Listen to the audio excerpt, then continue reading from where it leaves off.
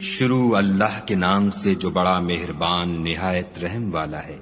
اے محمد صلی اللہ علیہ وآلہ وسلم، جو کپڑا لپیٹے پڑے ہو اٹھو اور ہدایت کر دو، اور اپنے پروردگار کی بڑائی کرو، اور اپنے کپڑوں کو پاک رکھو اور ناپاکی سے دور رہو، اور اس نیت سے احسان نہ کرو کہ اس سے زیادہ کے طالب ہو، اور اپنے پروردگار کے لیے صبر کرو۔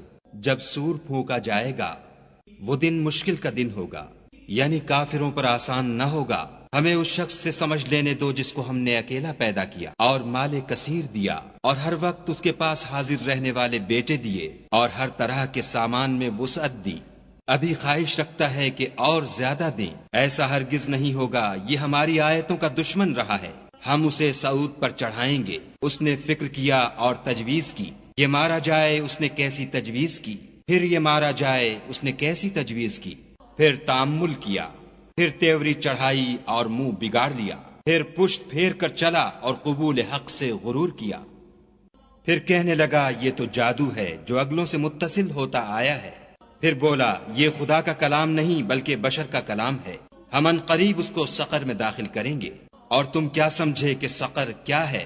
وہ آگ ہے کہ نہ باقی رکھے گی اور نہ چھوڑے گی، اور بدن کو جھلس کر سیاہ کر دے گی۔ اس پر 19 داروغہ ہیں، اور ہم نے دوزخ کے داروغہ فرشتے بنائے ہیں، اور ان کا شمار کافروں کی آزمائش کے لیے مقرر کیا ہے، اور اس لیے کہ اہل کتاب یقین کریں اور مومنوں کا ایمان اور زیادہ ہو، اور اہل کتاب اور مومن شک نہ لائیں، اور اس لیے کہ جن لوگوں کے دلوں میں نفاق کا مرض ہے اور جو کافر ہیں کہیں کہ اس مثال کے بیان کرنے سے خدا کا مقصود کیا ہے۔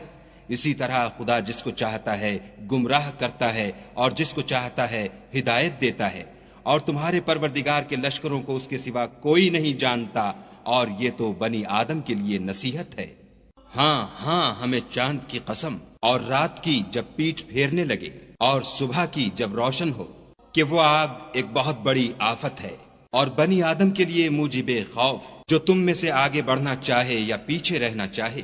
ہر شخص اپنے اعمال کے بدلے گرو ہے، مگر داہنی طرف والے نیک لوگ کہ وہ باغہائے بہشت میں ہوں گے، اور پوچھتے ہوں گے، یعنی آگ میں جلنے والے گناہ گاروں سے، کہ تم دوزخ میں کیوں پڑے؟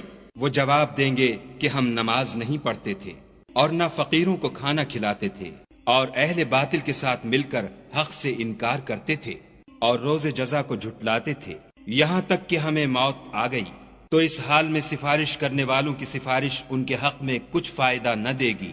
ان کو کیا ہوا ہے کہ نصیحت سے روگرداں ہو رہے ہیں، گویا گدھے ہیں کہ بدک جاتے ہیں، یعنی شیر سے ڈر کر بھاگ جاتے ہیں۔